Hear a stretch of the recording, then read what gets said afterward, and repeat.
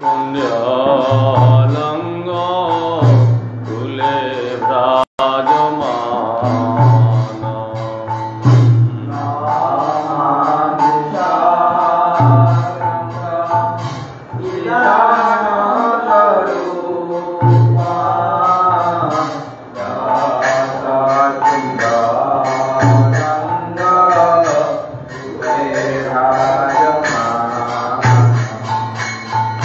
इति दृश्यलीलाभिः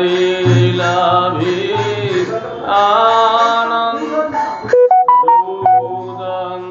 मुहुर्नेत्रं योगवाङ् मृगान्त्यं परां भजयोगमेन शातं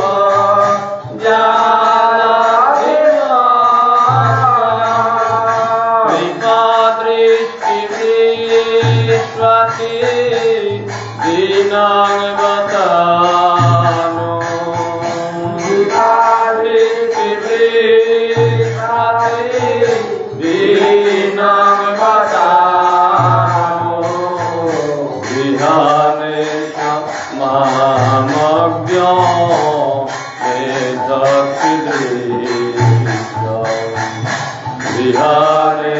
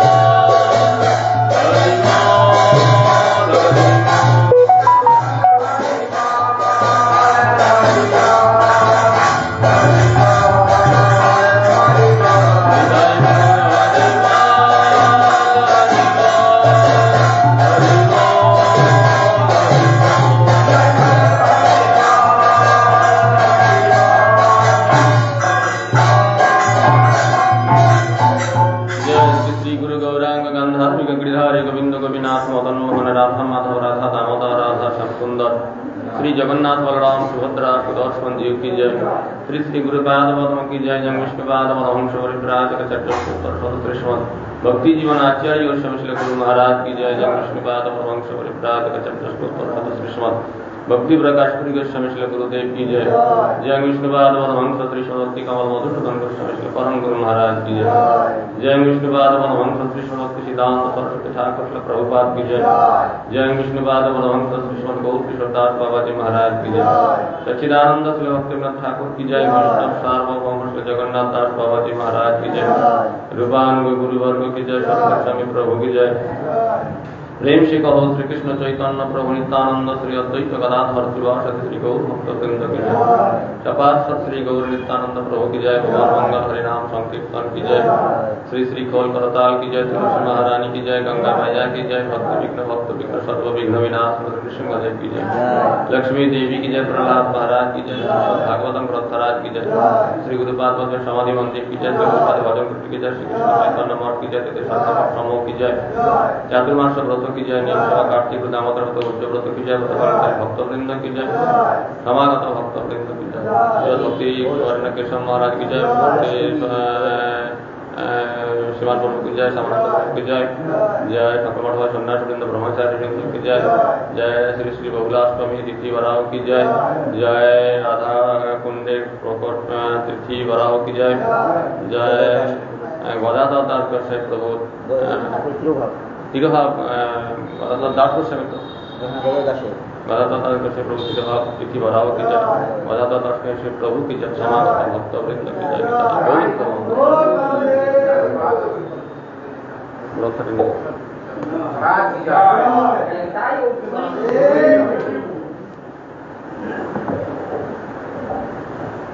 गुरवे गौरचंद्राय राधिकायै कदालये कृष्णाय कृष्णभक्ताय तद्भक्ताय नमो नमः।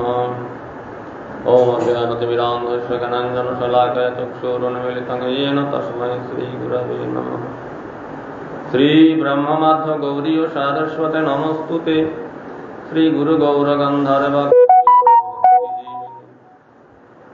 आचार्याय विचार्याय प्रचार्याय तमनुदे कृतज्ञाय रसज्ञाय नीतिज्ञाय नमस्तुते। सत्यम सेवकोत्तम महान सत्यम भागमिने शान्तदान्ताय खान्ताय महान्ताय नमो नमः। सत्तताय शान्तन् सौजन्य सभ्यमूर्तये भक्तिजीवनयाचार्य गुरुदेवाय ते नमो। वंशाकल्पतरुभ्यश्च कृपासिन्धुभ्यैव च पतितानां पावनेभ्यो वैष्णवेभ्यो नमो नमः। पञ्चदत्यात्मकं कृष्णं भक्तरूपस्वरूपकं भक्त्यावतारं भक्त्याख्यं नमामि भक्तशक्तिकम्। अजानुलम्बितभुजौ कनकावदातौ संकीर्तनैकपितरौ कमलायताक्षौ विश्वम्भरौ द्विजवरौ युगधर्मपालौ वन्दे जगत्प्रियकरौ करुणावतारौ। शङ्करशरणकर्णतशै गर्वतशैत्यपैर्दीशैश्वर्यश्यां सकलशनित्यानन्द्यक्षरां शरणं नमस्तु। नमो महावदन्नाय कृष्णप्रेम प्रदायते कृष्णाय कृष्णचैतन्यनाम्ने गौरतिसे नमः। दिव्यवृन्दारण्य कल्पद्रुमाधस्य मद्रत्नागर सिंहासनस्थौ श्री श्री राधाकृष्ण गोविन्ददेवो पृष्ठालीभिषेप्यमानो स्मरामि। वृन्दावै तुलसीदेवै प्रियायै केशवस्य च विष्णुभक्तिप्रदेवी सत्तवत्यै नमो नमः। श्रीकृष्ण चैतन्य प्रभु नित्यानंद श्री अद्वैत गदाधर शिवासादि गौर भक्तवृंद। हरे कृष्ण कृष्ण कृष्ण हरे हरे हरे राम राम राम हरे हरे। नमस्ते नरसिंहाय प्रह्लादायिने हिरण्यकशिपूरवक्षशिलाटङ्कनखालये नीलाचलनिवासाय नित्याय परमात्मने बलभद्रसुभद्राभ्यां जगन्नाथाय ते नमः। नारायणं नमस्कृत्य नरं चैव नरोत्तमं देवीं सरस्वतीं व्यासं ततो जयमुदीरये।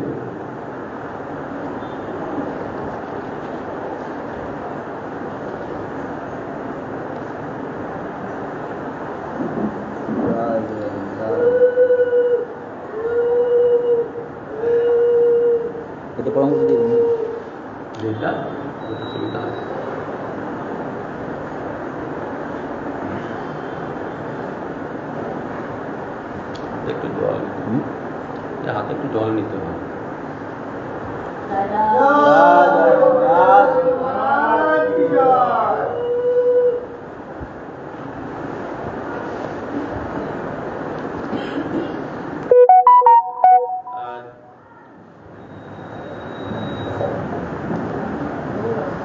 बहुलाष्टमी तिथि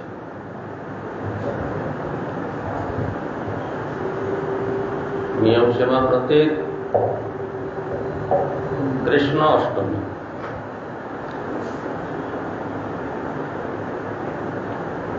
এই তিথিতে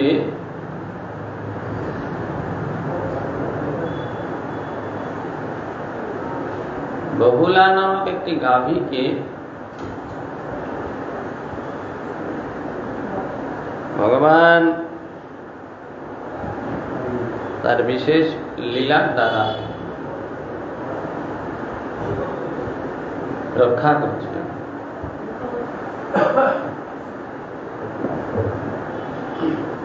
যে বহুলা গাভীর নাম অনুযায়ী বহুলা বন,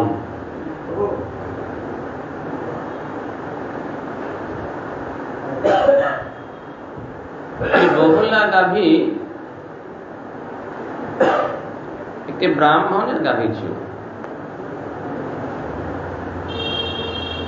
ব্রাহ্মণের গাভীটি চড়তে চড়তে বনের গভীরে প্রবেশ করে। এমন সময় একটি বাঘ তাকে গিয়ে আক্রমণ করে।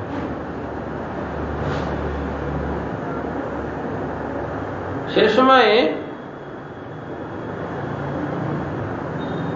একটা অদ্ভুত ঘটনা ঘটেছিল, যে ঘটনাটি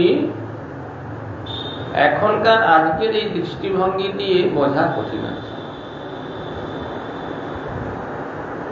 ভগবানের অপ্রাকৃত লীলা অপ্রাকৃত ভাবনাতেই বুঝতে হয়।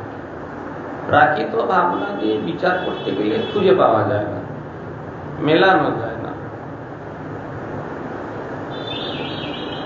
তা বাঘটি যখন গাভীটিকে আক্রমণ করল, গাভীটি বাঘটিকে বলছে যে হ্যাঁ, আমায় তুমি আহার করো, ঠিক আছে, তাতে আমার আপত্তি নেই। আমার একটি বাছুর আছে, তাকে আজকে দুগ্ধ পান করানো হয়নি, আমি তাকে দুগ্ধ পান করিয়ে আসি। আমার যে কর্তব্য, আজকের যে কর্তব্য, এটা করি, তারপরে আমি তোমার কাছে আসবো, তুমি আমাকে আহার করো। এখন আমাদের দৃষ্টিভঙ্গিতে যদি বিচার করি, গাভী কথা বলে কি করে? কিন্তু অপ্রাকৃত ধাম ব্রজধামে সব অসম্ভব সম্ভব। সেখানে আমাদের এই বিচার চলে না। এখন অনেক অলৌকিক ঘটনা অদ্যাপি হোক, এখনো পর্যন্ত অনেক অলৌকিক ঘটনা। কুকুর কথা বলে, কুকুর কথা বলে মানুষের, এইরকম ঘটনা এখনো দেখা যায়, শোনা যায়। তা গাভীটির কথা শুনে ব্যাঘ্র বলল, ঠিক আছে, তাই হোক, তুমি তোমার বৎসকে দুগ্ধ পান করিয়ে এসো।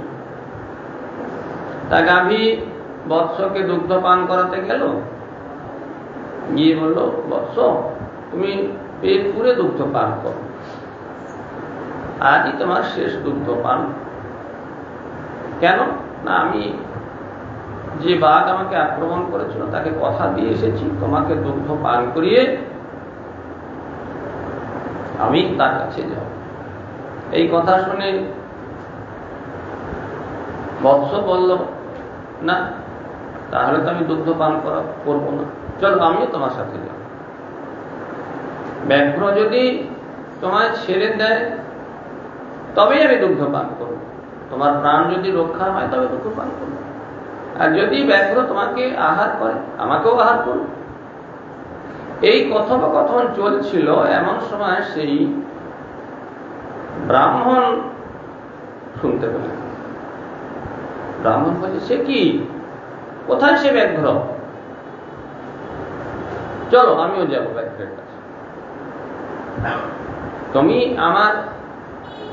আমি তোমার রক্ষাকর্তা, আমি তোমাকে পালন করছি। আমি বেঁচে থাকতে তোমার মৃত্যু হবে, এটা তো হতে পারে না। তোমাকে রক্ষা করা আমার কর্তব্য। চলো ব্যাঘ্রের কাছে চলো, যদি একান্ত তোমার মৃত্যু হয় আমারও হোক। ব্রাহ্মণের গাভী হত্যা হবে, গাভী বধ হবে, ব্রাহ্মণ এটা মেনে নেবে হয় না। তখন ব্রাহ্মণ, গাভী এবং গাভীর বৎস তিনজনে মিলে ব্যাঘ্রের কাছে।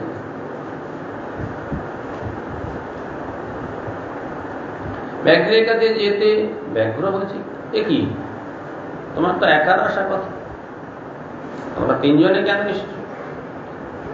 তখন ব্রাহ্মণ বলল, হ্যাঁ, শুধু গাভীকে আহার করলে হবে না, গাভীকে যদি আহার করতে হয় আমাদের তিনজন কি আহার করতে? কেন?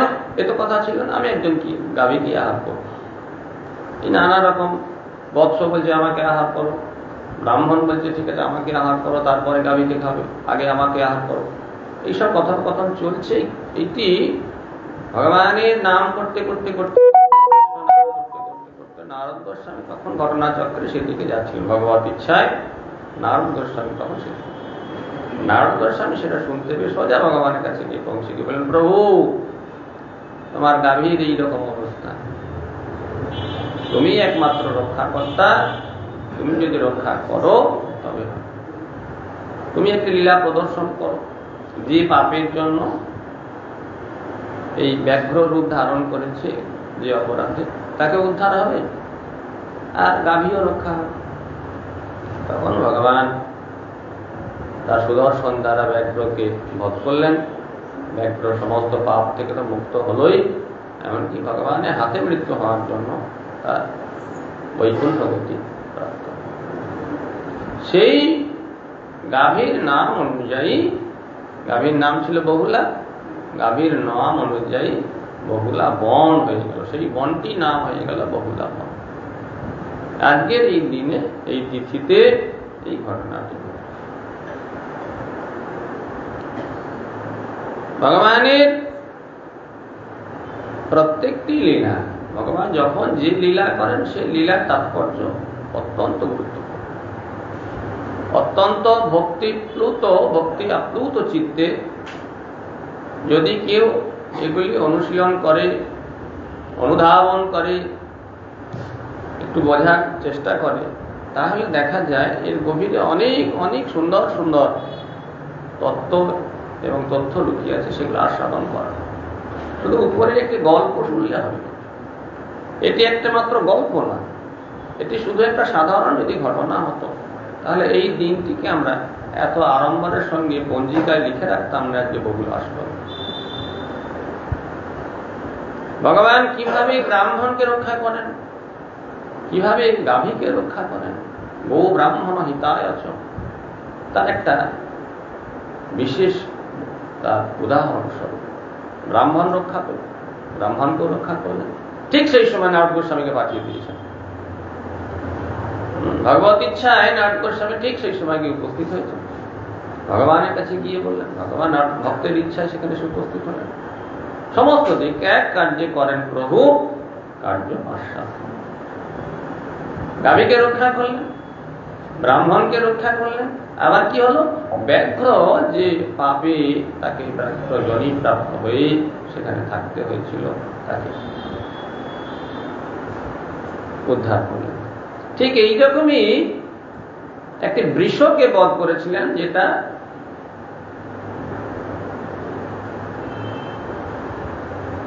অসুর কিন্তু বৃষর রূপধারী।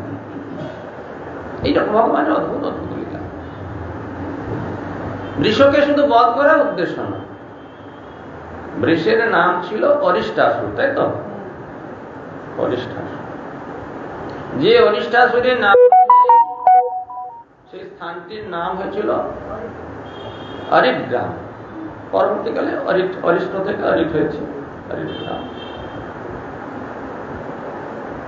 তা এই অরিষ্টাসুর তো সাধারণ কেউ নয়, সে অভিশাপগ্রস্ত হয়ে অসুর হয়েছিল। ভগবান তাকে উদ্ধার করলেন, আবার অসুর বধ হল, অসুর বধ, অসুর মারণ লীলা করলেন।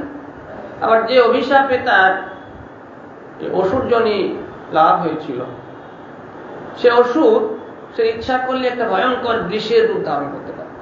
সাধারণ ষাঁড়গুলোই তো কত বলবান, আর এই অরিষ্টাসুর এত বলবান যে সাধারণ মানুষ তো দূরের কথা, বড় বড় বীর তার সামনে দাঁড়াতে পারে না। এইরকম অরিষ্ঠাসুর, এইরকম তার ষাঁড়ের শরীর, বৃষের শরীর। কি করে হলো না, এই অরিষ্ঠাসুর পূর্বে বৃহস্পতির শিষ্য ছিল। বৃহস্পতির শিষ্য ছিল অরিষ্ঠাসুর পূর্ব। একবার গুরুদেব হরিকথা বলছেন, গুরুদেবের সামনে কোনো কারণে কোনো অস্বস্তি কিছু একটা হয়েছে, পা ছড়িয়ে বসেছে।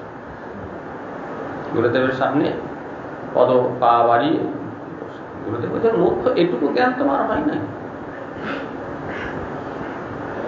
গুরুদেবের কাছে সর্বদাই মাথা নত করে থাকতে হবে।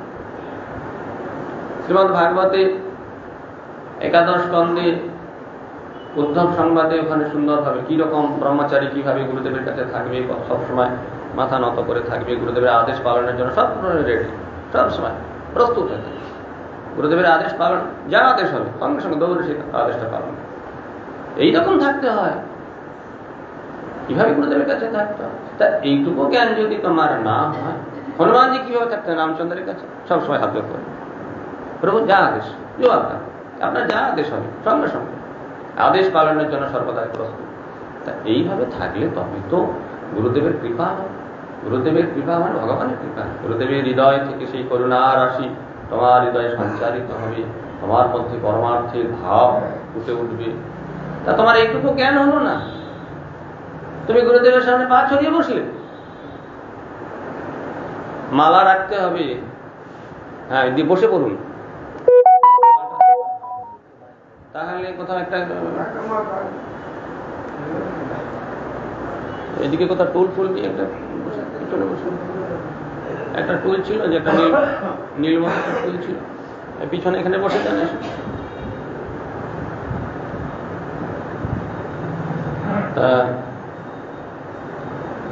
মূর্খের মতো আচরণ, আসরিক বুদ্ধি এগুলো। অসুররা সর্বদাই নিজের দাম্ভিকতা প্রকাশ করে, কাউকে মানে না। এই আসরিক বুদ্ধি সম্পন্ন, যাও অসুর হয়ে জন্মগ্রহণ, শুধু দাম্ভিকতা। বৃষ যেমন, ষাঁড় যেমন কাউকে মানে না, সর্বদাই নিজের গায়ের জোরে চলে। বৃষের মতো যাও, বৃষ আসুর, বৃষের মতো তুমি জন্মগ্রহণ। গুরুদেবের অভিশাপে, বৃহস্পতির অভিশাপে বৃষাসুর, অরিষ্ঠাসুর হয়ে জন্ম। কংসের নির্দেশে, কংস তো এইরকম বহু অসুর, এইদিকে নিয়ে চলে আসুন, পিছনে চলে আসুন, পিছনে বসে যান।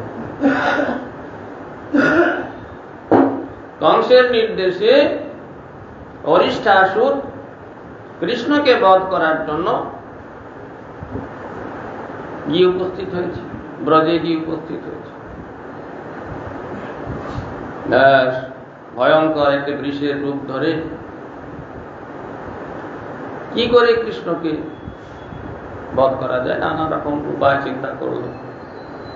কৃষ্ণ ঠিক যখন সুযোগ বুঝে তার সিং দুটি ধরে তাকে মোচড়াতে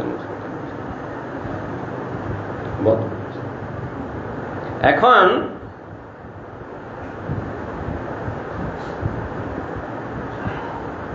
এই ঘটনাটি রাধারানী সহ ব্রজকবিরা সকলে শুনেছে। কৃষ্ণ একটি অসুরকে বধ করেছে আজকে, যে অসুরটা নাকি বৃষ রূপধারী।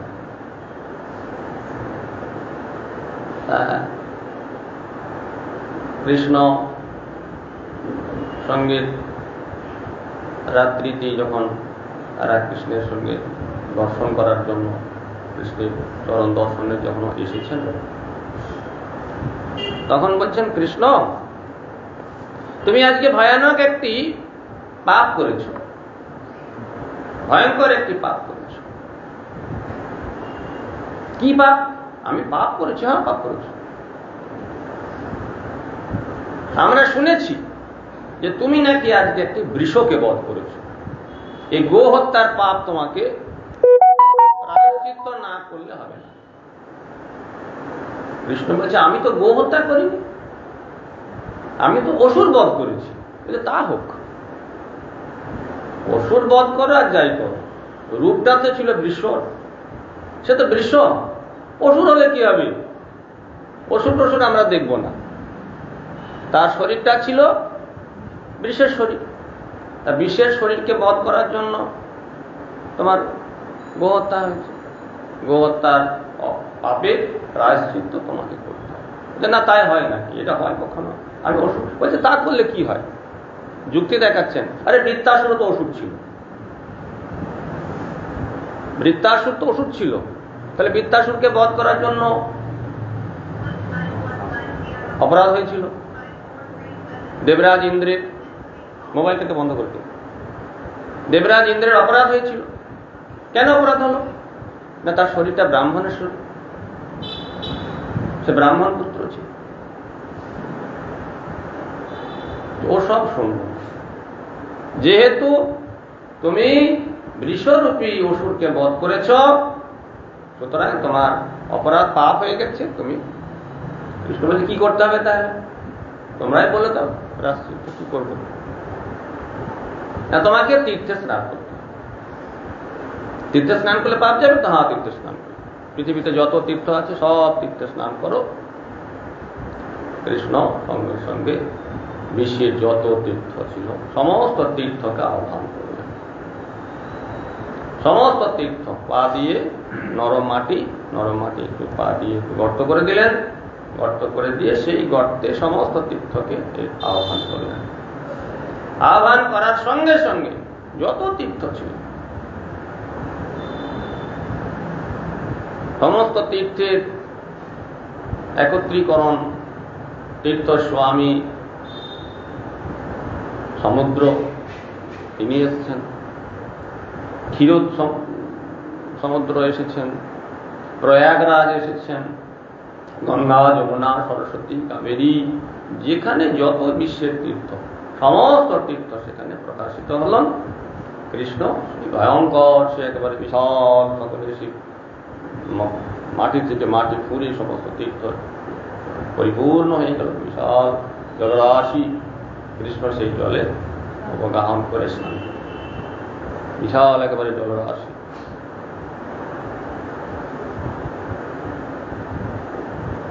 কৃষ্ণ বলেন এবার হয়েছে? বলছেন না, সত্যি সত্যি যে তীর্থগণ এসেছেন আমরা যে বুঝবো কি করে? কৃষ্ণ বলেন ঠিক আছে। তীর্থগণ কি আদেশ করলেন? তোমরা সমূর্তিতে দর্শন দাও। এখন সমস্ত তীর্থগণ রাধারানী সহ ব্রজগোপী সকলকে দর্শন দিল। যান এবারে করছে। তাহলে তোমরাও এখানে স্নান করো। রাধারানী বলে না না, ওখানে আমরা স্নান করব, আমরা একটা কুণ্ড নির্মাণ করব। আমাদের এই সমস্ত তীর্থ আসার জন্য কুণ্ড প্রকাশ হয়েছে, আমরা একটা কুণ্ড নিজেরা সকলে মিলে কুণ্ড করতে করতে করতে করতে সুন্দর একটি কুণ্ড নির্মাণ করব। সমস্ত ব্রজগোপীরা, সর্বলক্ষ্মীময়ী শ্রীমতী রাধারানী, তিনি ইচ্ছা করলেই অনেক কিছু হয়। যাই হোক, এক লীলা, তাদের ইচ্ছা মাত্র সুন্দর একটি কুণ্ড নির্মিত হলো। এখন কৃষ্ণ বললেন, তাহলে আমার কুণ্ডের জল নিয়ে তোমরা জল ভরে নাও। না না, ও কুণ্ডের জল আমরা কি করে নেব? ও কুণ্ডের জল তো তুমি পাপ করেছো, পাপ করে স্নান করেছো, ওই পাপটা তো কুণ্ডে লেগে গেছে, ওই পাপের জল সব কুণ্ডে ভাসছে। আমরা ও পাপ নেব না, ও পাপ আমরা নেব না। তাহলে কি হবে না, আমরা মানসী গঙ্গা থেকে জল নিয়ে এসে কুণ্ড সকলে মিলে মানসী গঙ্গা থেকে জল নিয়ে এসে এই কুণ্ড ভর্তি করলেন। কিন্তু ভর্তি হলে কি হবে? জল নিয়ে আসছে, ভর্তি করছে, আবার কৃষ্ণের ইচ্ছায় জল আর থাকছে না। মানসী গঙ্গার জল নিয়ে আসছেন, বেশ সকলে জল ঢেলে দিচ্ছেন, দেখা যাচ্ছে জল রয়েছে, আবার জল আনতে যাচ্ছেন, আবার যখন কোনোভাবে বহু চেষ্টা করেও যখন জল আনা হলো না, তখন কৃষ্ণ বললেন ওভাবে হবে, আমার কুণ্ড থেকে জল নাও, জল নিয়ে তোমরা ভর্তি করো।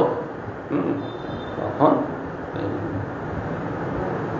তোমাদের পাপ লাগবে না, সমস্ত তীর্থ তোমাদের কুণ্ডে প্রকাশ হবেন, এই বলে ভগবান শ্রীকৃষ্ণের কুণ্ড থেকে একটা লাইন করে দেওয়া, একটা লাইন ছিদ্র করে সেদিকে সেই সমস্ত জল রাধাকুণ্ডে এলো। রাধাকুণ্ডে সমস্ত তীর্থগণ প্রকাশিত হলেন, তারা রাধারানীর স্তব করলেন, রাধারানী সহ কৃষ্ণ স্তব করলেন, প্রণাম করলেন। এইভাবে প্রকাশ হলো রাধাকুণ্ড। আগে যেটি কৃষ্ণ যে কুণ্ডটি নির্মাণ করলেন, প্রকাশ করলেন, সেটি হল শ্যামকুণ্ড। আর রাধারানী যে কুণ্ডটি, রাধারানীর আনুগত্যে ব্রজগোপীগণ সহ তারা যে কুণ্ডটি নির্মাণ করলেন, প্রকাশ করলেন, সেটা হল রাধাকুণ্ড। কৃষ্ণ বলেন, হ্যাঁ, এই রাধাকুণ্ডের অপ্রাকৃত মহিমা। এই রাধাকুণ্ড এমনই এক কুণ্ড যে কুণ্ডে কেউ যদি স্নান করে, আমি রাধা সমপ্রেম তারে দান করি। আমার রাধারানী যেমন আমার প্রিয়, এই রাধা কুণ্ড তত্ত্ব। এই সাধারণ কোনো কুণ্ড নয়, জাগতিক কোনো তীর্থ নয়। জাগতিক তীর্থ স্নান করলে যে ফল হয় ওই রকম ফল এর নয়, বহু গুণ, অনন্ত গুণ তার এই ফল বেশি।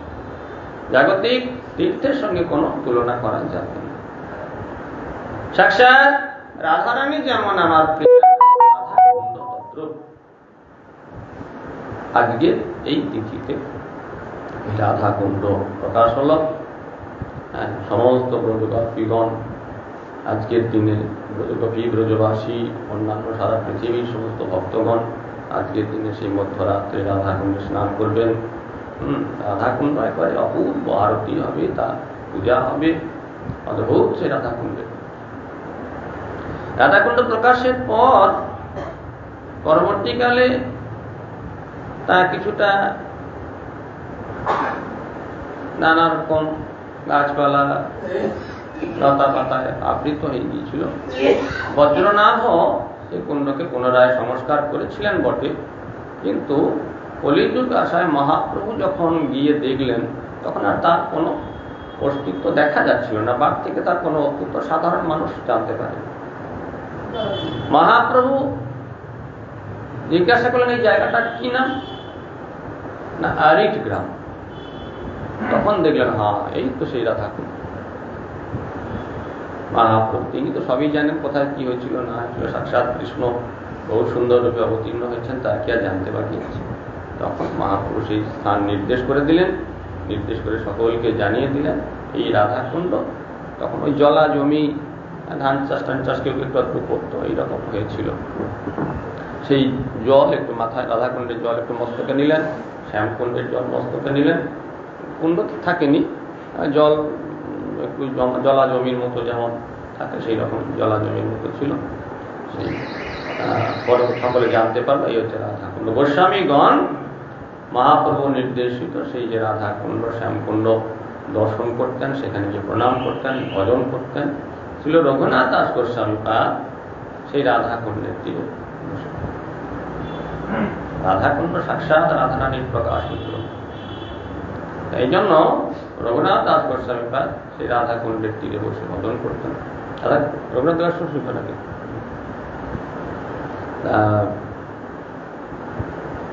একদিন মনে মনে চিন্তা করছেন, রাধাকুণ্ড ওই রকম মজে যদি কিছু অর্থ টর্থ পাওয়া যেত, তাহলে রাধাকুণ্ডের সংস্কার হতো। রাধাকুণ্ড, শ্যামকুণ্ড সুন্দর করে সংস্কার করে সুন্দরভাবে প্রকাশ করা যেত ভাবছে। শুদ্ধ ভক্তের ভাবনা সেটাই কার্যে পরিণত হয়। ভগবান তাকে অবশ্যই বাস্তবে পরিণত করেন। যা চিন্তা করবেন, তারা যা চাইবেন, শুদ্ধ ভক্ত যা চান, ভগবান তাকে তাকে কি বলে, তাকে সেই ভাবনাকে কখনো ভগবান কখনো লঙ্ঘন করেন না। ভক্ত চেয়েছে, হ্যাঁ ওটাই ভক্ত যা চায়। ভগবান বলছেন, আমি ভক্তের বশীভূত, অস্বতন্ত্রই দ্বিজ, আমার কোনো স্বতন্ত্রতা নাই। সেই ভক্ত কিছু চাইবে আর ভগবান দেবেন না, এটা কখনো হবে না। ভক্ত বাক্য রক্ষাকারী, ভক্তের ইচ্ছা পূরণকারী ভগবান। শুদ্ধ ভক্ত ভগবানের নিজ জন, রঘুনাথ দাস গোস্বামী তিনি ইচ্ছা করেছেন, তখন ভগবান একজন শেঠ, তার মনে ইচ্ছা জেগেছে যে আমি বদ্রীনাথে 1 লক্ষ মুদ্রা দিয়ে বদ্রীনাথের সেবা করি। তখনকার দিনে, আজ থেকে ধরুন 550 বছর আগেকার কথা বলছি, সেই 1 লক্ষ মুদ্রা নিয়ে বদ্রীনাথে গেছেন। বদ্রীনাথে গিয়ে বদ্রীনাথের সেবা করার জন্য যখন উপস্থিত হয়েছেন, তখন বদ্রীনাথ স্বপ্নে বলছেন, শোনো, ওই অর্থ দিয়ে আমারই সেবা হবে। আমার ভক্ত রঘুনাথ দাস, সেই রঘুনাথ দাস গোস্বামী, তিনি আছেন বৃন্দাবনে রাধা কুণ্ডের হরিগ্রাম, সেখানে গিয়ে এই অর্থ তাকে দাও। তার ইচ্ছা হয়েছে রাধা কুণ্ড সুন্দরভাবে সংস্কার করে বাঁধাবেন। বদ্রীনাথের নির্দেশ অনুযায়ী তিনি বদ্রীনাথকে প্রণাম করে তার আদেশ পালনের জন্য এসে উপস্থিত হলেন। এসে দেখলেন, হ্যাঁ, একজন সাধু বাবা বসে বসে হরিনাম প্রণাম করলেন। জিজ্ঞাসা করলেন, আপনি রঘুনাথ দাস? না, আপনি কি ইচ্ছা করেছিলেন যে রাধা কুণ্ড সংস্কার করে টাকা বাঁধাবেন? হ্যাঁ, ইচ্ছা তো করেছিলাম, কিন্তু তা কি সম্ভব? হ্যাঁ। এই ঘটনাটি বললেন, আমি গিয়েছিলাম বদ্রীনাথে, বদ্রীনাথ আমাকে পাঠিয়েছেন আপনার। বলছে, আমি তো টাকা নিয়ে কি করব? আমি টাকা নিয়ে কি এখন এইসব দৌড়ে বেড়াবো? নিজের সাধারণ ভজন ত্যাগ করে দিয়ে, আমি সাধক মানুষ, সংসার ত্যাগী বৈরাগী মানুষ, আমি সাধারণ ভজন করব। আপনি যদি করে দিতে পারেন হবে। আমি চেয়েছিলাম, অবশ্যই চেয়েছিলাম, কিন্তু সেটা তো আমার পক্ষে করা সম্ভব না। বেশ, ঠিক আছে। তখন সেই শেঠজি সমস্ত লোকজন নিয়ে সুন্দর করে সেই রাধা কুণ্ড খনন করে সংস্কার করলেন, সমস্ত পঙ্ক উদ্ধার করলেন, পঙ্ক উদ্ধার করে সুন্দর করে চারিদিক বাঁধিয়ে দিলেন। রাধাকুণ্ড, শ্যামকুণ্ড, রাধাকুণ্ড সুন্দর চারকোনা ভাবে, আর শ্যামকুণ্ড একটু বাঁকা। বাঁকার জিনিস তো বাঁকাই হবে, বাঁকা কি আসলে হবে? শ্যামকুণ্ড শ্যামস্বরূপ, শ্যামস্বরূপ শ্যামকুণ্ড তো বাঁকা হবে, একটু বাঁকা। আর রাধাকুণ্ড সুন্দর হবে, রাধাকুণ্ড শ্যামকুণ্ড। এখন সেই রাধাকুণ্ড শ্যামকুণ্ড সুন্দরভাবে সাজানো। এখন অবশ্য চতুর্দিকে প্রচুর ঘর বাড়ি হয়ে গেছে, চারিদিকে মন্দির টন্দির হয়েছে, আলোয় আলোময় একবার। যদি দেখেন চারিদিকে চতুর্দিকে একবার সুন্দর আলোয়, লক্ষ লক্ষ লোক স্নান করে আছে। আজকের দিনে রাধা শ্যামকুণ্ড প্রকট হয়েছিল, ওখানে সমাধি মন্দির আছে, ওই পাশেই। আর আজকে পঞ্চপাণ্ডব ওখানে অবস্থান করতেন। এখন শুধু একটি আছে, শুধু অর্জুনের বৃক্ষটি আছে, বাকি সব চলে গেছে। এখন একটি বৃক্ষ আছে, 5টা গাছ ছিল। পঞ্চপাণ্ডব সেখানে অবস্থান করতেন। না, যুধিষ্ঠির, ভীম, অর্জুন, নকুল, সহদেব, এখন অর্জুন আছেন। তা আজকে আমার মহাপ্রভুর পার্শ্বদ নিযোজন রঘুনাথ দাস, গদাধর দাস, আজকে গদাধর দাস গোস্বামী প্রভুর তিরোভাবী।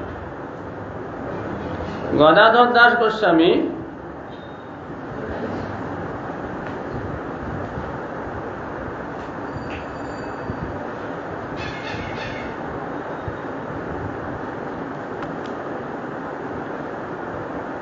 তিনি পূর্বে রাধারানীর ভূষণ স্বরূপা চন্দ্রকান্তি ছিলেন।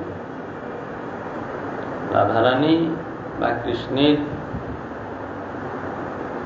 অঙ্গে যারা স্থান পেয়েছে তারা কোনো জড় বস্তু নয়। আমরা জড় বস্তু দিয়ে, জড় কাপড় দিয়ে শরীরকে সাজাই, জড় বস্ত্রের দ্বারা, অলঙ্কারের দ্বারা, নানা রকম জড় সৌগন্ধি শরীরে লেপন করি। কিন্তু ভগবান তার অঙ্গে যে সমস্ত ভূষণ, তার অলঙ্কার আদি সব চেতন, কেউ সাধারণ কেউ নয়, মহা মহা সমস্ত। তা এই রাধারানীর ভূষণ স্বরূপা চন্দ্রকান্তি তিনি গদাধর দাস রূপে গৌরলীলায় এসে প্রকাশিত হয়েছে।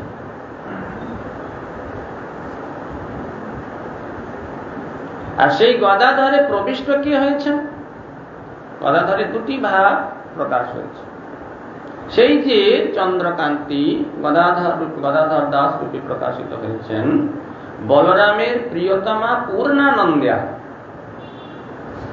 সখী ছিলেন, তিনি কার্যবশত গদাধরে প্রবিষ্ট হন। এই দুই ভাব গদাধর দাসের মধ্যে প্রকাশিত ছিল। ভক্তি সিদ্ধান্ত সরস্বতী ঠাকুর প্রভুপাদ দাস গদাধরের স্বরূপ সম্বন্ধে বলেছেন, ইনি রাধারানীর কান্তি স্বরূপা। রাধারানীর অঙ্গের যে কান্তি, তা রাধারানীর অঙ্গের কান্তি স্বরূপ। শ্রী পণ্ডিত গোস্বামী যেমন শ্রীমতী বৃষভানুনন্দিনী রূপা, গদাধর দাস তেমনি রাধারানীর অঙ্গের শোভা। রাধা ভাব ও দ্যুতি সুবলিত গৌর সুন্দরের তিনি দ্যুতি স্বরূপ। এক্ষণে তিনি গৌর সুন্দরের দ্যুতি, জ্যোতি, অঙ্গের প্রভা, তিনি হলেন গদাধর দাস।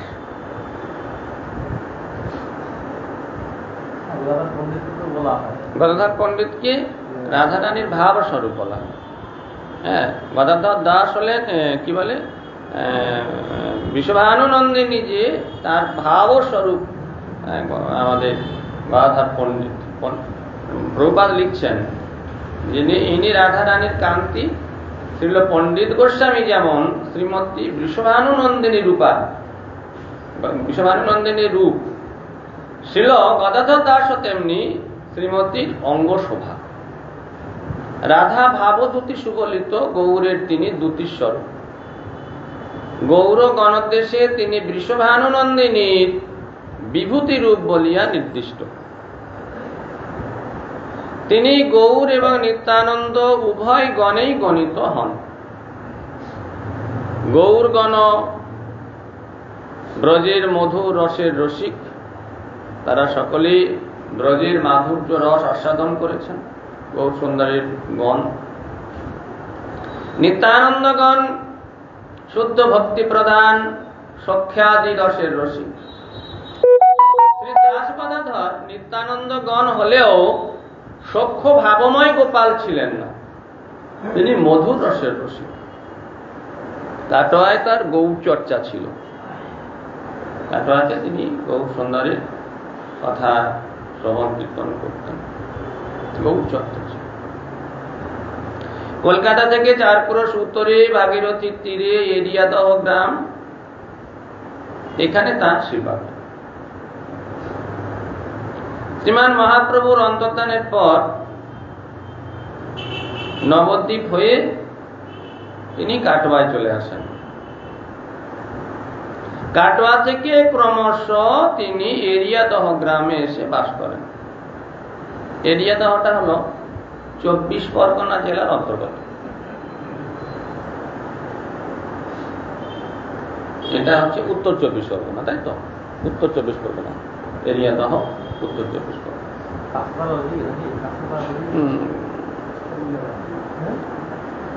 এরিয়াদহ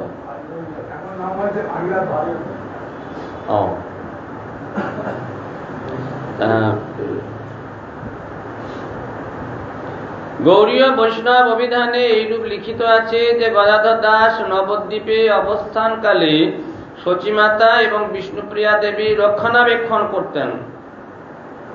তারা অন্তর্ধান করলে তিনি কাটোয়ায় গিয়ে গৌরাঙ্গ মূর্তি প্রতিষ্ঠা করেন। বর্তমানে কাটোয়ায় মহাপ্রভুর বাড়ি বলে যা প্রসিদ্ধ, সেটা গদাধর দাসেরই দেবালয়। মহাপ্রভুর বাড়ি বলে কাটোয়াতে যেটা আছে, সেটা গদাধর দাস প্রকাশ করেন। শ্রীমান মহাপ্রভুর লীলাচল থেকে গৌড়দেশ হয়ে বৃন্দাবন যখন যাবেন, এই রূপ যখন আকাঙ্ক্ষা করলেন, এই সময়ে গৌড় দেশে এসে শান্তিপুরে কুমারহাটে ভক্তগণের সঙ্গে মিলিত হয়ে পানিহাটিতে রাঘব ভবনে এসেছিলেন। সেই সময় গদাধর দাসের সঙ্গে মহাপ্রভুর মিলন হয়েছিল। মহাপ্রভু স্নেহাবিষ্ট হয়ে গদাধর দাসের মস্তকে তার পাদ পদ্ম যুগল স্থাপন করেন।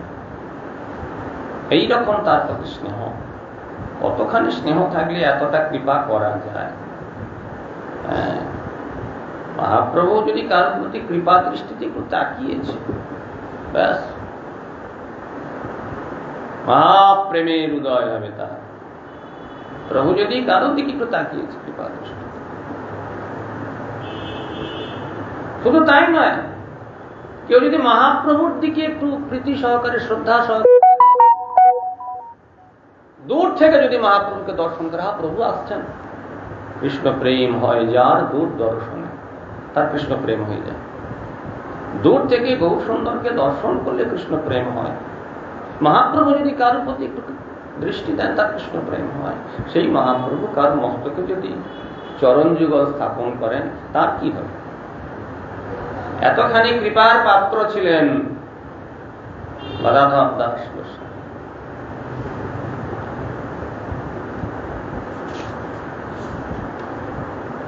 রাঘব মন্দিরে শুনি শ্রী গৌর সুন্দর, গদাধর দাস ধাই আইলা সত্তর।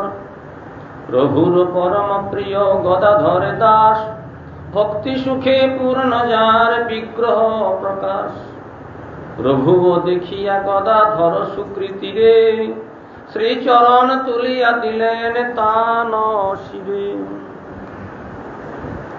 রাঘব ভবনে মহাপ্রভু উপস্থিত হয়েছেন, এই শুনে গদাধর দৌড়ে মহাপ্রভুর কাছে গেছে। প্রভুর পরম প্রিয় গদাধর দাস, সর্বদাই ভক্তিতে পরিপূর্ণ, বিশুদ্ধ সত্যময় তার শরীর, তার সুকৃতি, তার ভক্তি দেখে মহাপ্রভু অত্যন্ত প্রসন্ন হলেন। তার মস্তকে মহাপ্রভু চরণ তুলে দিলেন। যে সময় শ্রীমান মহাপ্রভু নিত্যানন্দ প্রভুকে নীলাচল থেকে গৌরদেশে প্রেম বিতরণের জন্য প্রেরণ করেছিলেন, সেই সময় নিত্যানন্দ প্রভুর সঙ্গে রামদাস, গদাধর দাস, রঘুনাথ বৈদ্য, কৃষ্ণদাস পণ্ডিত, পরমেশ্বরী দাস, পুরন্দর পণ্ডিত প্রভৃতি ভক্তগণ সকলে এসেছিলেন। এই গদাধর দাস নিত্যানন্দ প্রভুর সঙ্গে মহাপ্রভুর নির্দেশে পরবর্তীকালে নীলাচল থেকে এই গৌড় দেশে এসে এখানে কৃষ্ণ ভক্তি, কৃষ্ণ প্রেম প্রদানের জন্য উপস্থিত হয়েছিলেন। এই জন্য মহাপ্রভুর গণে গণিত, আবার নিত্যানন্দ প্রভুর গণেও গণিত হলেন গদাধর দাস।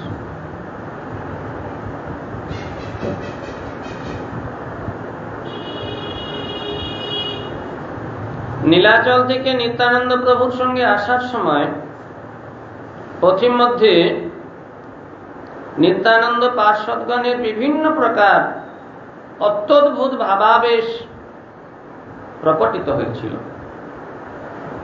যারা নিত্যানন্দ প্রভুর সঙ্গে ছিলেন, তাদের অদ্ভুত সব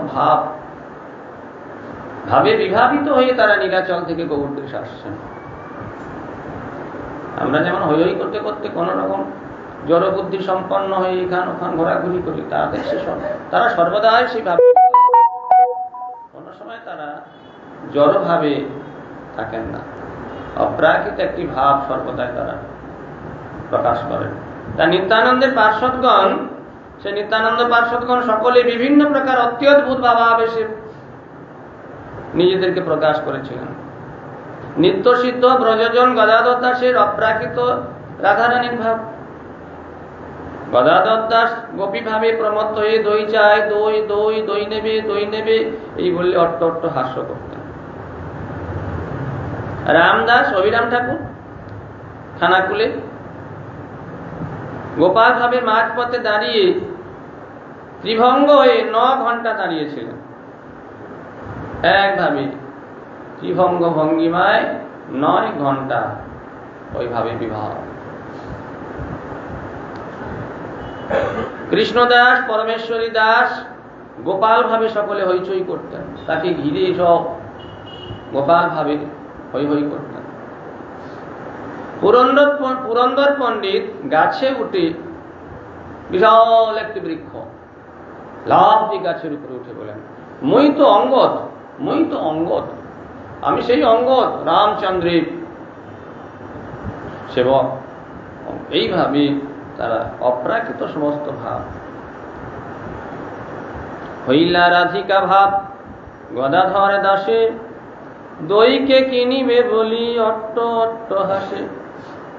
কৃষ্ণদাস পরমেশ্বরী দাস দুইজন, গোপাল ভাবে হই হই করে অনুক্ষণ।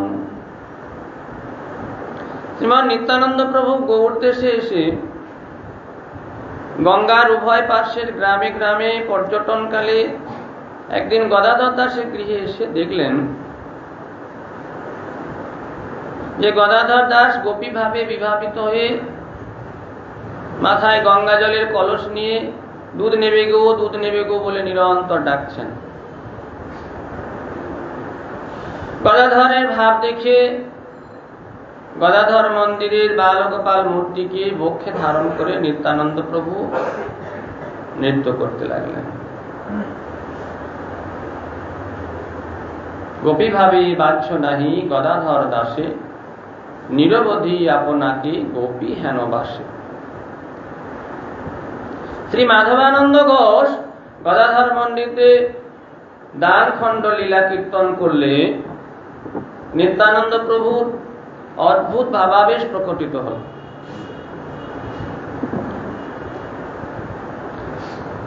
দান খণ্ড লীলা কীর্তন অর্থাৎ দানকেলি কৌমুদী, সেখানে সুন্দর যে কীর্তনগুলি বর্ণিত আছে সেই সমস্ত কীর্তন করছে। তা সে সময় নিত্যানন্দ প্রভুর অদ্ভুত ভাবাবেশ হয়। গদাধরের মন্দিরে দানী লালা ক্ষেত্র রূপে প্রসিদ্ধ হল তখন থেকে। এরিয়াদহ গ্রামে ধর্মের বিরোধী একজন হরিসংকীর্তনের বিদ্বেষ পরায়ণ প্রবল পরাক্রমশালী কাজী বাস করতেন এই এরিয়াদহ গ্রামে। গদাধর দাস প্রেমানন্দে মত্ত এ রাত্রিতে উচ্চ স্বরে হরিনাম করতে করতে করতে করতে ওই কাজীর গৃহে গিয়ে উপস্থিত হলেন। কাজী তখন নিজের গণের সঙ্গে বসেছিলেন। গদাধর দাস সেখানে গিয়ে পৌঁছে কাজীকে হরিনাম করার জন্য আদেশ করলেন, কাজী হরিনাম করো। শ্রীমান মহাপ্রভু জগতের সকলকে হরিনাম করিয়েছেন, তুমি বাকি থাকবে কেন? হরিনাম করো, হরিনাম করো।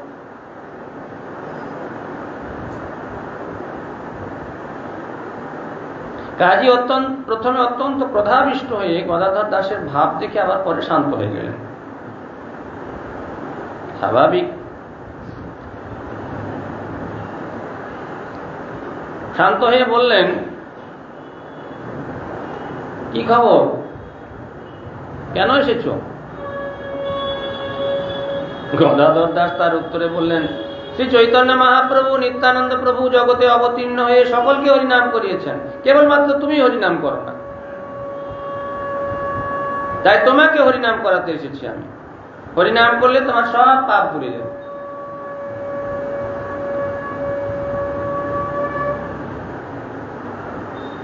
কাজী হিংস্র স্বভাব, কিন্তু গদাধর পণ্ডিতের প্রভাবে তিনি শান্ত হয়ে হাসতে হাসতে গদাধরকে বললেন, আমি কাল হরিনাম করব, আজ তুমি যাও। গদাধর বললেন, নাচতে শুরু করলেন, আনন্দে নাচতে শুরু করলেন। আরে কাল কেন, এই তো হরি বললে। ওই যে বলেছে কাল হরি বলবো, আজকে যাও। বলছে কাল কেন, এই তো হরি বললে। মা প্রভু তোমাকে উদ্ধার করবেন। আনন্দে গদাধর দাস নাচতে নাচতে বললেন, আর কালি কেন, এই তো বলিলা হরি আপন বদনে, আর তোমার অমঙ্গল কোনখানে নাই। যখন করিলা হরি নাম গ্রহণ বলে দিয়েছ, আর কোন চিন্তা নেই। গৌর সুন্দর তোমাকে উদ্ধার করবেনই করবেন। গদাধর দাস তার অলৌকিক শক্তির প্রভাবে দুর্দান্ত কাজীকে উদ্ধার করলেন। গদাধর দাসের এই কৃষ্ণ আবেশের দ্বারাই এই অসম্ভব কার্য সম্ভব। যোগ্য আবেশ না থাকে কোন জাগতিক কোন যোগ্যতার দ্বারা এই কৃষ্ণ নাম কৃষ্ণ প্রেমের প্রচার হবে না কোন রকম কোন যোগ্যতার দ্বারা। ওই জন্য ওই যে কালকে পাঠে বলছিলাম যে শ্রী ভক্তিবিনোদ ঠাকুর সেই কথা বলেছেন যে মহাপ্রভু তার পার্ষদগণকে সর্বত্র পাঠিয়ে দিলেন। নিত্যানন্দকে পাঠিয়ে দিলেন গৌর দেশে, রূপ গোস্বামী সনাতন গোস্বামীকে পাঠিয়ে দিলেন বৃন্দাবন, নিজে প্রচার করলেন দক্ষিণ ভারতে। কিরকম প্রচার করলেন? তারা কি কোনো স্বার্থ সিদ্ধির জন্য প্রচারে গেছে যে আমার কত নাম হবে, কত প্রচার হবে, লোকে আমাকে কত ভালো বলবে, আমার কিছু সুবিধা? না, ওই ভাব নিয়ে আর কিছু হোক, কৃষ্ণ ভক্তির প্রচার হয়। কৃষ্ণ ভক্তির প্রচার হবে স্বার্থ শূন্য ভাবে, ব্যক্তি স্বার্থকে জলাঞ্জলি দিয়ে শুধুমাত্র আদেশ পালন। মহাপ্রভুর আদেশ করেছেন, মহাপ্রভুর আদেশে যোগ্য অযোগ্য বিচার নাই, আমার যোগ্যতা আছে কি না আছে, মহাপ্রভু বলেছেন যেতে হবে। নিত্যানন্দ প্রভুকে মহাপ্রভু আদেশ করেছেন, নিত্যানন্দের প্রাণ যেন ফেটে যাচ্ছে, মহাপ্রভুকে ত্যাগ করে আসবেন না, তথাপি আদেশ, অর্ডার মহাপ্রভু আদেশ করেছেন। সেই আদেশে নিত্যানন্দ প্রভু গৌড় দেশে এসে প্রচার করেছেন। রূপ গোস্বামী সনাতন গোস্বামীকে মহাপ্রভু আদেশ করেছেন, মহাপ্রভুর আদেশ মাথা নত করে তারা স্বীকার করেছেন, অবনত মস্তকে সেই আদেশকে স্বীকার করে তারা প্রচার কার্য করেছেন। কোন রকম কোন ব্যক্তি স্বার্থ সিদ্ধির জন্য নয়, এই হল প্রচার। তবে তো অপরের মঙ্গল হবে। গদাধর দাস এই প্রকার মহাপ্রভুর কৃপায় পুষ্ট, মহাপ্রভুর কৃপাকে হৃদয়ে ধারণ করে কৃষ্ণ প্রেমে বিভাবিত হয়ে তিনি যেদিকে যাবেন সকলে তার চরণে মাথা নত করবেন। প্রভুপাদের কাছে হাজার হাজার লক্ষ লক্ষ মানুষ এইভাবে মাথা নত করতে বাধ্য হয়েছিলেন। কেন? নিঃস্বার্থ সেবা প্রবৃত্তি। নিজের জন্য তো চান নাই, তিনি তো ভজন করছিলেন, কৃষ্ণ প্রেমের আনন্দে তিনি বসে ভজন করছিলেন মায়াপুরে। তখন তার নিজজন তারা সকলে বললেন, প্রভুপাদ আপনি বৈকুণ্ঠ প্রেরিত পুরুষ, আপনি যদি এখানে ভজন করে জগৎকে পথ দেখান, আমাদের প্রসন্ন হন, আমাদের প্রতি কৃপা করুন, জগতের প্রতি কৃপা করুন। তাদের অনুরোধে প্রভুপাদ জগৎ জুড়ে প্রচার করলেন। তবে তো হয়েছে, প্রভুপাদের সান্নিধ্যে যারা এসেছেন সকলে চরম বৈকুণ্ঠপতি গোলক প্রাপ্তি সকলে হয়েছে, প্রভুপাদের সন্তান। এই জন্য যারা এই প্রচার কার্য করবেন তাদের প্রথম যোগ্যতা হল স্বার্থ শূন্য, কিচ্ছু চাইবে না। অর্থ সম্পদ প্রতিপত্তি তো দূরের কথা, সামান্য নাম যশটুকু পর্যন্ত চাইবে না, কিচ্ছু চাইবে না। এই যে প্রভাব, তবে প্রভাব তার মধ্যে একটা প্রভাব তৈরি হবে, একটা যোগ্যতা তৈরি, আধ্যাত্মিক যোগ্যতা তৈরি হবে। জাগতিক যোগ্যতা দিয়ে তো রাজনৈতিক নেতারা অনেক কিছু লোক সংগ্রহ করে, জাগতিক যোগ্যতা বাকচাতুর্য পাণ্ডিত্য এইসব দিয়ে তো রাজনৈতিক নেতারাও হাজার হাজার লক্ষ লক্ষ মানুষকে নিজের দলে আনে। এটা যোগ্যতা নয়, আধ্যাত্মিক যোগ্যতাটাই হলো যোগ্যতা। সেই আধ্যাত্মিক যোগ্যতার শুরু হলো নিঃস্বার্থ সেবা প্রবৃত্তি। তা মহাপ্রভুর এইরকম কৃপাতে গদাধর দাস তার অলৌকিক শক্তির প্রভাব, অলৌকিক শক্তি তখনই প্রকাশ হবে যখন তার মধ্যে এইরকম সেবা প্রবৃত্তি থাকবে।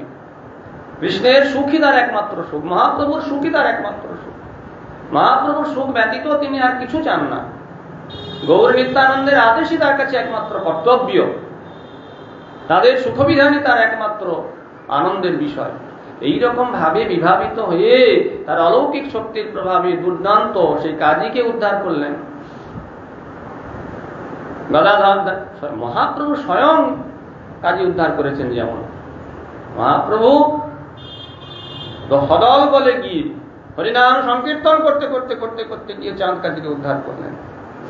আর গদাধর পণ্ডিত মহাপ্রভু নিজজন তিনি একাই হরিনাম করতে করতে করতে করতে কাজীর কাছে গিয়ে কাজী হরিনাম কর। তার প্রভাবে কাজী শান্ত হয়ে গেল। শেষে এসে বলছে আজ নয় কাল হরি বলবো। এই কাল হরি বলবে, কে তো হরি বললে? ওই যে হরি বলল মহাপ্রভু পার্শ্বগণের মুখে তার আদেশ আদিষ্ট হয়ে তার কৃপায় যে হরিনাম করলো, ব্যাস সঙ্গে সঙ্গে মহাপ্রভু তার দিকে দৃষ্টি দিলেন। এইভাবে অসম্ভবকে সম্ভব করলেন। হেনমত গদাধর দাসের মহিমা চৈতন্য পার্ষদ মধ্যে যাহার গণনা। প্রেম ভক্তির অসময় গদাধর দাস যার দর্শন মাত্র সর্বপাপ নাশ। এইরকম ভক্তগণকে দর্শন করলে পাপ নষ্ট হয়ে যায়। তার কৃপা লাভ, সাক্ষাৎ তার চরণ প্রাপ্তি তো অনেক পরের কথা। ছিল কবিরাজ গোস্বামী শ্রী চৈতন্য চরিতামৃত গ্রন্থে গদাধর দাস সম্বন্ধে যা লিখেছেন তা নিম্নে উদ্ধৃত হল। শ্রীরাম দাস আর শ্রী গদাধর দাস শ্রী চৈতন্য গোসাই ভক্ত রহে তার পাশ। নিত্যানন্দে আজ্ঞা দিল যবে গৌরে যাইতে, মহাপ্রভু এই দুই দিলা তার সাথে। গদাধর দাস গোপী ভাবি পূর্ণানন্দ, যার ঘরে দান কেলি কইলা নিত্যানন্দ।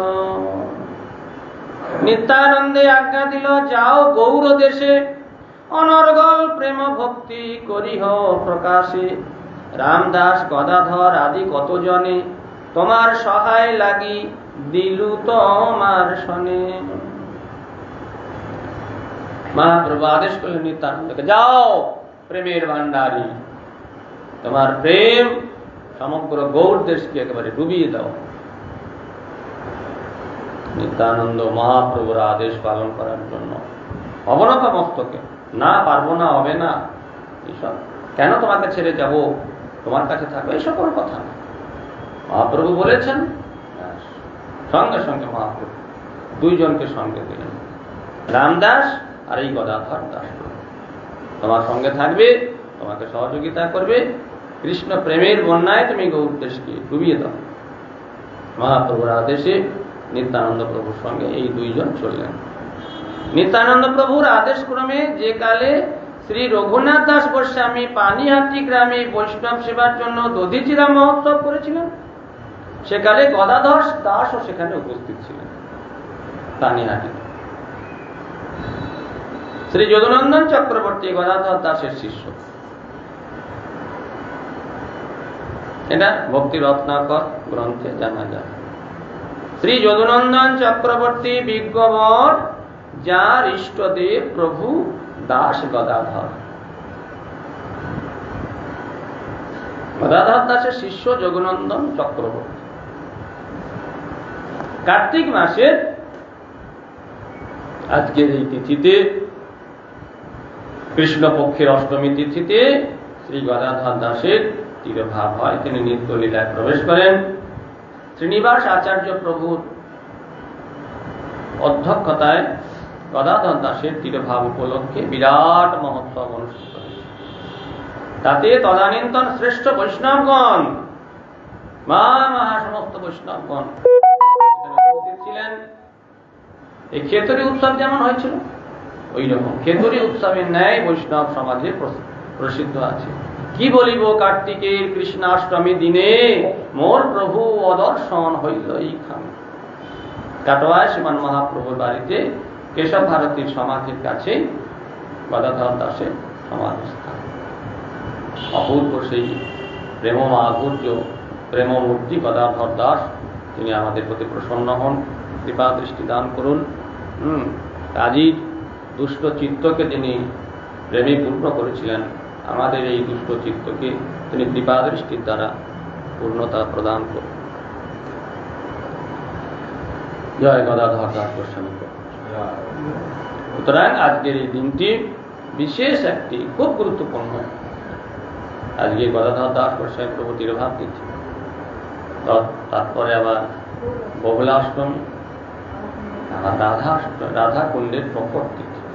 অদ্ভুত একটি সুন্দর যোগীর মিলন হয়েছে আজকের এই তিথিতে। তারপরে নিয়ম সেবা ব্রত চলছে, এখন ভক্তগণ সকলে হরিনাম হরিকথা হরিসেবায় মুখর হয়েছে। কার্তিক ব্রত, এই ব্রতের মহিমা তো বলে শেষ করা যায় না, আগে তো বলেছিলাম, প্রথম দিন আলোচনা হয়েছিল। এই তিথিতে আমরা আজকে এই সমস্ত মহিমা কথা শ্রবণ করলাম। অবশ্যই আমাদের মঙ্গল হবে, অবশ্যই গৌর সুন্দর আমাদের কৃপা করবেন, গৌর পার্শ্বদগণ আমাদের প্রতি প্রসন্ন হবেন, কোনো চিন্তা নেই। হরে কৃষ্ণ। বাঞ্ছা কল্পতরুভ্যশ্চ কৃপা সিন্ধুভ্যৈব চ পতিতানাং পাবনেভ্যো বৈষ্ণবেভ্যো। একটা শ্লোক পাঠ হবে, ভাগবত এসছেন যখন।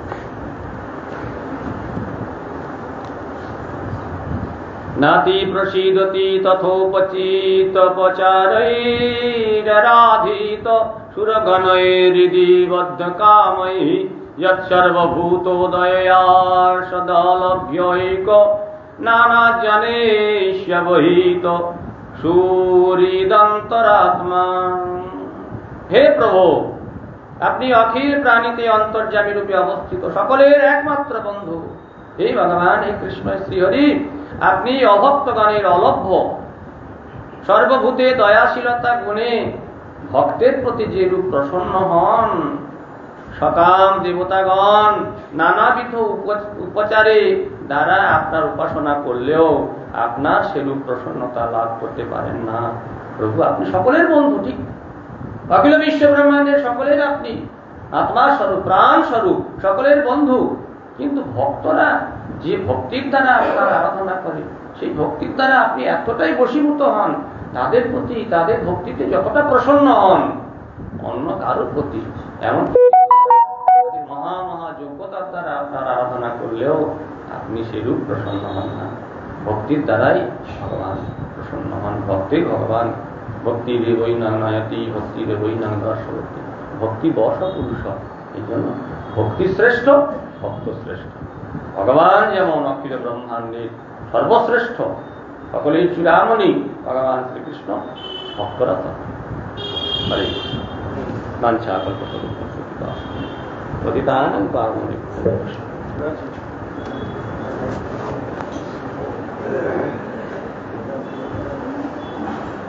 যে আনিল প্রেম ধন করুণা প্রচুর, যে আনিল প্রেম ধন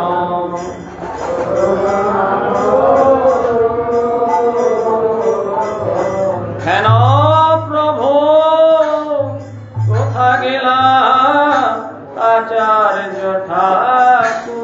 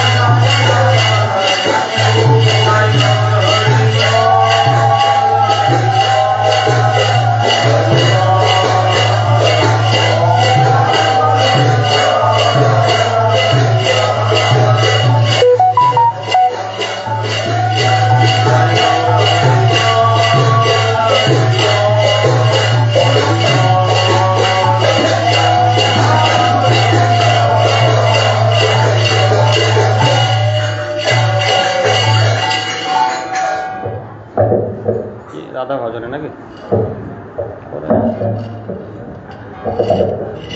যেতে হবে তো, রেডি হয়নি। রাধে জয় জয় মাধব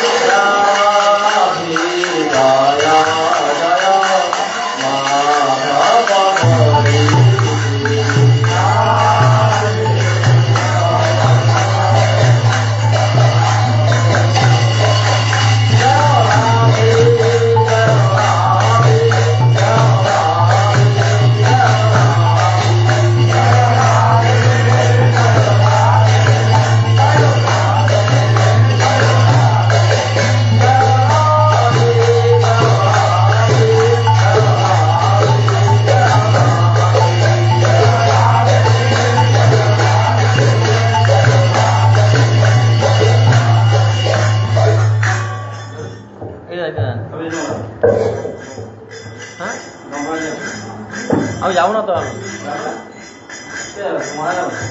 অন্য মতো তো অন্য মনে কারণে হ্যাঁ আর কেউ নাই আর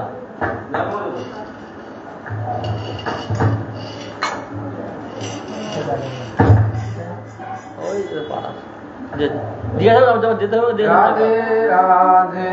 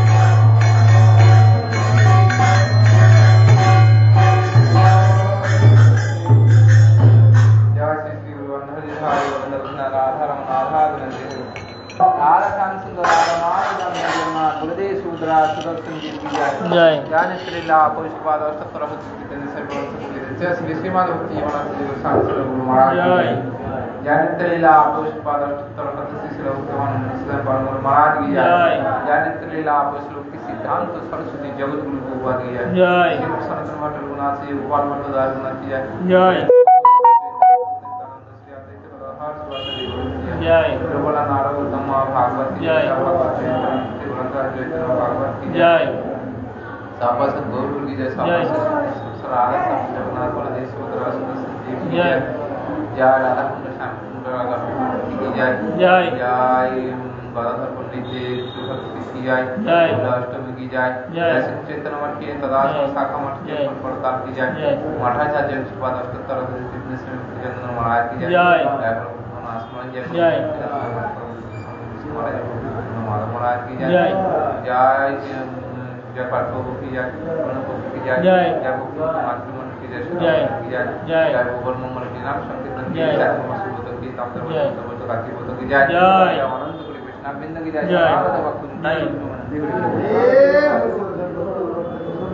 जय